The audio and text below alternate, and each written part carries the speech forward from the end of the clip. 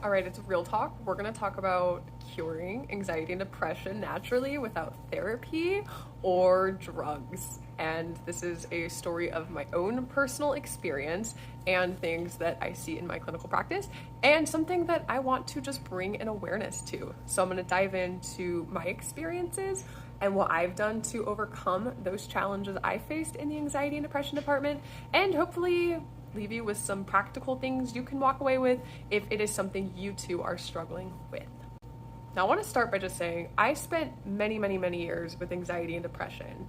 Well into high school, I remember just feeling sad, feeling just down and blue and moody, and my parents always kind of wrote it off to, you're moody, it's a woman thing, it's emotional, it's hormones, and so I kind of just accepted that, and just it is what it is. It's like a curse I have, and I'm gonna have to deal with it for life. And upon further reflection, I really think I felt these anxiety, these anxious moments, and these depressive moments really far back into my childhood. I think I walked around my entire childhood with just a giant pit in my stomach, constantly in a very fearful state. And it wasn't until the moments in my life where I finally unplugged from that fearful state that I could compare and contrast that wasn't normal. So I would say that, I had seemingly unexplainable depression and anxiety. And I did a lot of things growing up. My dad tried to help me with alternative medicine using herbs and things, you can get at the health food store like St. John's wort or 5-HTP or some female hormone balancing formulas and that kind of stuff. And they would help for a minute. I'd find some temporary relief, but the darkness would always come back, and sometimes it would come back darker. So I got to a point where I was overweight. I grew up overweight, and there was a point in my adulthood where, I just kind of pinned all my problems on that. And I thought, once that's taken care of, once I'm skinny, I'll be like the rest of the people, and I'll be happy, and I'll be joyful, and everything will make sense, and it won't feel like this, and it won't feel hard. Like, I will be loved, I will love. And it's a lot. Looking back, I realized that was a flawed perspective, but for me, I had to go experience something and realize that my happiness was not attached to the weight of my body. So I went on a big weight loss journey, and it was very successful in the measure, like if you were measuring it by the amount of pounds I lost a lot of weight, and I made it to probably the skinniest point I'd been since I was a child. And I found myself in the skinniest moments of my life, absolutely just like at rock bottom emotionally. Now, when your quest for weight loss is purely for weight loss, you do very unhealthy things to lose weight that do invite more dysregulation and chaos into your body. But it was interesting because the weight was gone. I was getting a lot of attention from men. I was, wearing different clothing, outwardly and how I looked, you might think that I felt good, but I would spend my nights just crying, so afraid to lose the newfound skinniness I had, that food and eating would take it away from me. And I engaged in very dangerous practices. I had a very disordered relationship with food and eating, which 100% contributed to my anxiety and depression. But it was just an interesting moment to realize that this and this are different. Skinniness does not equal health, and it does not equal happiness. And while there are very noble reasons to want to lose weight and get healthy, my quest was not for health. It was for vanity. It was for, I don't feel like I'm accepted in this body. I don't accept myself in this body. So I'm going to change it so I can find happiness. And well, that didn't work. And that was the pivotal moment of, I need to do something different. I'm going on a different journey. And I bring up that backstory because that is the first time that I started to get a hold of my anxiety and depression. The first thing was letting go of the reins, of saying, I can't keep living like this. Something is not working.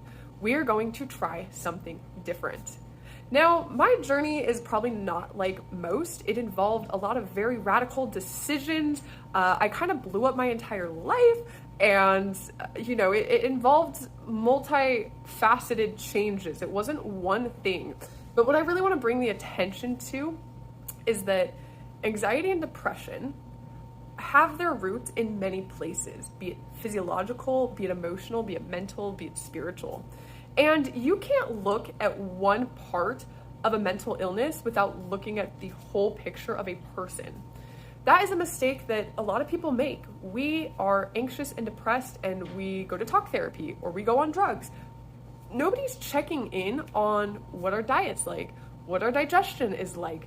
Do we have spiritual practices? Do we know what it feels like to feel joy, to feel good? Do we know what it feels like to have a regulated nervous system? We need to go through all these pieces to bring us back into a place of balance. And I think that's really lacking in a lot of mainstream support for mental illness. So when it comes down to it, there are really three modalities that I credit for conquering my anxiety and depression. And for context, I say I spent decades of my life, and I'm not very old, with extreme anxiety and depression, with just that thick blanket, that pit in my stomach, constantly around. And I haven't felt it in years now. I would say going on to 2.5, 3 years.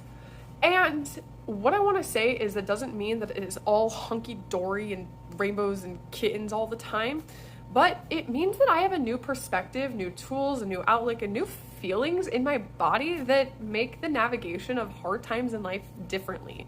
So sure, I experience sadness still, but it is not unexplained. It is not perpetual. It is not something that I don't have control over or management over. Like, waves and emotions are always going to come, but there is a place of stability that you can reach where you are not just kind of at the whim of these things such as anxiety and depression. You can navigate life with so much more ease if you can get to this place. And okay, back to the modalities. So the three things that I attribute most to my, what I want to say, I don't want to say conquering, but my management of my anxiety and depression are food, using food as medicine, herbs, my herbal allies, and spirituality. And I don't want you to look at spirituality in like a woo-woo way. I think it was more of a self-help thing for me, but we'll talk about it because I'm going to dive into each one of these topics separately and kind of give you a quick rundown. But before I do, I also want to note that my journey may not be like your journey. While I had certain needs to really figure things out, and part of my journey involved going back to school, quitting my job, studying functional nutrition, studying herbalism, like really getting to the root of why we suffer and how to fix it, you might not have to go so deep. You might be able to just work with someone like me who already went that deep and who can give you the shortcut. Because I do attribute part of my journey to finding these things, but I've also made these things my new life's work and purpose. So you might need to find your own journey, but I think that the tools overlap and you don't necessarily have to go get completely re-educated like I did because I needed the truth. You know, everybody's journey is different. Everybody's tools are different, but bringing an awareness to what's possible is so freaking important. So the first thing, and food as medicine is an encompassing topic because I'm also going to consider physiology and what's going on inside our body in this category. So when we eat foods that do not serve us, it clogs our system, it bogs us down, it sends the wrong messages to our brain. Anxiety can start in the digestive system. Our brain and our guts are connected by something called the vagal nerve, where bi-directional messages are sent. So our stomach is talking to our brain and our brain is talking to our stomach, and they're almost a reflection of each other. So a quick example of how this works is I'm sensitive to dairy. And as I started healthying up my life and cleaning things up and getting aware and tuning in, I noticed that when I ate dairy before bed, I would get severe nightmares. I'm talking panicked, anxious, sweaty nightmares. And so when I could identify that the digestion of cheese is not something my body is up for, especially at night, and I could remove it, I can prevent nightmares, which was a huge source of anxiety for me. I mean, scary dreams in the middle of the night are unpleasant. They leave you in that anxious state. So if I could remove and correct the food situation that was happening, I corrected the dream situation that was happening. I noticed they were interconnected and I had influence over it. That was another very pivotal moment in my life. But what I want you to take away from this, because I don't want to make this too long and I could talk all day, is our digestive system is crucial for our overall well-being, mental and physical. It absolutely impacts what's going on in our emotional body and our mind body. So we need to dial in our nutrition and dial in the health of our digestive system to make sure that we are giving our body the best chance, the best nutrients, the best system possible to succeed. When we eat foods that don't have nutrient value, our body doesn't have what it needs to make the raw material that's literally our neurotransmitters that make us happy. When our hormones are out of whack because our blood sugar's out of balance, because we're engaging in poor habits, because our digestion's bad, because we're eating too many of the wrong things, things are out of whack, and it impacts us in so many different ways. So food is crucial. What our body can do with food is crucial, and we need nutrients, and we need to bring in the right foods, and we need to tease out the wrong ones. It's a journey, it's a process, but it impacts literally all functions of health.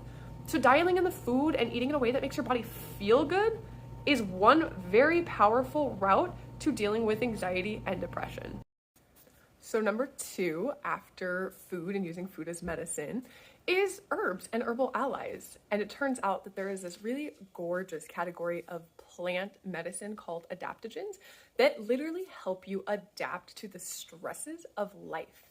These herbs don't fix or cure your depression or anxiety, but what they do is they come in and put a cushion between you and the sharp corners of life, and somehow in this beautiful and profound way make it easier to navigate the challenges. It's almost like they wrap you up in a warm blanket and just give you this feeling of okayness no matter what's going on. So as I started studying herbs and experimenting, started partnering and using these plants and figuring out what worked for me and what didn't. And eventually I found ways to support myself with these plant medicines that really took the edge of life off. They made it easier for me to stay in this grounded, steady place. You might call that a regulated nervous system or something along those matters. They also help in balancing things like your hormones and your circadian rhythm and boost your immune system. They do a little bit of everything for your entire body. They're very gentle and profound and something that just support you along the way. So I started using adaptogenic herbs in that capacity, but I also started bringing in herbs to help me with my personal health challenges, the things I struggle with, like irregular menstrual cycles, chaotic hormones, and such. So herbs can help with anxiety and depression in a number of ways and in a number of mechanisms. There's certain herbs that may act directly on, say, like your neurotransmitters, or some that help just bring blood flow to the brain, and that blood flow alone helps things run better. Or there's things, like I mentioned, the adaptogenic herbs that work more by supporting the nervous system and kind of this holistic picture of bringing in the cushion. So herbs work in a number of ways, and there are a number of herbal strategies to employ when working with anxiety and depression. For me, it was adaptogens and focusing on my female hormone issues, and I use herbs for a number of other things, from digestive support to detoxing to building. So there is like a huge spectrum of herbs and how they work in this department, and I employed many, but I really have to give it up to the adaptogens because I think those are one of the first experiences where I felt really supported by something that wasn't necessarily like an external factor. Like, I'm not talking about like, oh, this person adores me and I have that external validation. It was like this, although this plant is an external thing, it really felt like an ally or like a warmth or like a cushioning that like was coming from within, if that makes any sense. And I don't know that it does, but it really just synergistically works with your body and your being and really just cushions you. It just supports you. And that was a really profound and pivotal moment for me. So herbs have helped me in this category in so many ways, but it all started with the adaptogenic herbs. And, you know, just being able to take the edge off and navigate life with a little bit more support and allyship allowed me to continue to work on the other things I need to work on. The hormone balancing, the digestive issues that kind of circle back to the first category of food as medicine, and what our body can do with the food is important. So herbs can, again, help in numerous different ways, and it's going to be individualized, but there is a plethora of herbal tools in the toolbox when it comes to mental health, anxiety, and depression. So I want you to leave here with that knowledge and just the knowing of what's possible. So the last category I'm going to co-name spirituality and self-help. And I don't love either one of those terms for specifically what I'm trying to convey, but I don't know that I have better ones. So there was this point in the journey where I shifted from things are happening to me to things are happening for me. And you can get in this state of, oh, I have anxiety, I have depression, I'm cursed, I'm bogged down with these things define me. Or you can live in this space of love and curiosity and like an openness and a welcomeness to experiment and accept new challenges that help you grow. So for me, there was a pivotal moment, and it did involve psychedelics, where I experienced for the first time in my entire life what it felt like to be present. I took mushrooms one night, and it was a very small dose, more than a micro, but I wasn't tripping by any means. And I just hung out in my kitchen and cooked, and it was so beautiful. Like, for the first time, I was in my body feeling what it felt like to just be here now. Just being here now, grounded down and present in a moment. I went my entire life without knowing that feeling existed and what it truly meant to be grounded. That showed me what was possible. It opened my eyes and my brain and my mind and my heart and my emotions to another way of existing in the world. And I've done many more trips since that moment that just showed me what was possible. They showed me things that I needed to get uncomfortable with, things I needed to explore, things that were hurting inside me. But most of all, it showed me that there was love in me and what love felt like and what openness felt like and what it felt like to just be okay. So mushrooms did this thing where they showed me what was possible, and then I could take that and use that as my guide to find out what works and what doesn't work for me. And I started exploring different spiritual modalities like Buddhism and yogic philosophy and Toltec traditions, like reading books such as The Four Agreement. So that was a very pivotal moment for me. And I just got curious and expansive about what was out there and what felt good and what resonated. And what I came to find was everything, the religions, the spirits, the self-help sects, they all say the same thing in different ways. Life is suffering, we can transcend that suffering, but it involves doing something about this thing we call self or ego. And I think the most practical and applicable book that helped me in this area on my journey was The Four Agreements. And really just embracing and internalizing these four agreements of always doing your best, not taking anything personal, not making assumptions, and being impeccable with your word really just sets you up for success in this life. It's a framework of looking at life where everything isn't about you, you know? People do things and say things, and it's not necessarily personal, and you can kind of like put this, again, that cushion between you and the corners of life and what's going on. And, you know, someone calls you a mean name, and it doesn't have to disrupt your entire day because you have a new perspective, and you have this new shift of your okayness comes from within, it doesn't come from without. And once you have that like stable internalness and you feel it and you play with it and you explore it, you're on such a good path. It just feels really good. And so I explored, I experimented, I got open, I, started meditating, I started going to things like Buddhist church and just really finding some new perspectives, just being curious and being open to it all and putting myself in places where it felt good, and eventually I could figure out how to generate these things on my own internally. And while it's no cakewalk and, the journey doesn't look like this, it kind of looks like this with ups and downs and ebbs and flows, it's all a learning process. It's all an experiment, and it's all just information or grist for the mill, whatever you want to call it. It's a feedback system. You earn some new power-ups, you go out in the world makes you feel a certain way, you come back, you relearn, you adjust, you change, you tweak, and you just have this openness, but you also just take responsibility for it all. At some point, you learn that the world can't make you feel a certain way, only you can make yourself feel a certain way. And once you dial in the physiological aspects, you dial in the hormones, you dial in, the herbal helpers are coming, and then it's just a matter of acceptance and just taking it all in and being responsible for it and owning it and holding those pieces, holding your health, holding your mental health, and just knowing that you influence it and you can control it and you have a new relationship and understanding with it really sets you free. So this was a lot of words to say that there is a path to conquer your anxiety and your depression and your mental challenges naturally, without drugs, without talk therapy. And while those things are helpful in certain situations, they are not the only modality. And I highly encourage anyone on a journey to combat these things to work with someone and to dial in what's going on with their nutrition, what's going on with their physiology, what's going on with their emotional and spiritual health, and bring in supportive tools that don't have the bleak side effects that a lot of our antidepressants and anti-anxiety medications do. If you can see people in a place of empowerment where they are learning to reclaim and own their own health. The journey is so beautiful and one that comes with so many gifts, such as unearthing your authenticity and learning just how to be your own stableness in this world. It is just, it's worthy and it's juicy and it feels good and it's light and it's love and it's really a beautiful process. And that's what I do. I work with nutrition and I work with herbs, but I'm really in the business of transformation. Nobody wants to get healthy just because they want to get healthy. They want to get healthy because they want to learn something or know themselves better or achieve something. Like there's deeper meaning behind this quest for health. And in order to embark on a true healing journey, you're changing, you're transforming, and you're bringing more good into yourself and into this world.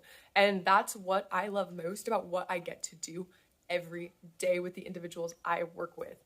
When someone comes to me with something, it's not about the something. It's about something beneath the something. And when we start teasing that out and people start feeling better, it just opens up this entire like whole new world, not to sound cheesy.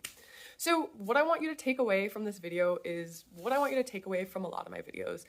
An awareness, an observational, loving awareness of what's going on in your life. What areas can you start to dial in or start to put your energy on that could benefit or shift the tides of your health? Do you need to work with someone? Do you need support in a certain way? What is going to make you thrive on this journey? I just want you to start getting aware. And while I wanted to cram in more practical tips, I think this video is already running pretty long. So I'm gonna have to do a follow-up video with some practical tips you can implement for really helping with anxiety and depression and your mental health challenges. But what I want you to also start with is picking back on that awareness is to just be mindful. Eat mindfully, eat in a present fashion, make decisions in a present fashion, make decisions in a mindful fashion, really ground down, be here, and operate from that space. It's a great starting place no matter where you are. Just being here and operating while being right here, nowhere else. Okay, that's all I'm gonna say on that topic today, although I'm sure I could talk for a very long time on it. Thank you for being here. I'd love for you to continue on this journey with us to living well and finding wellness. So subscribe to our videos, talk to us in the comments, and reach out if you need anything. I love to hear from you guys.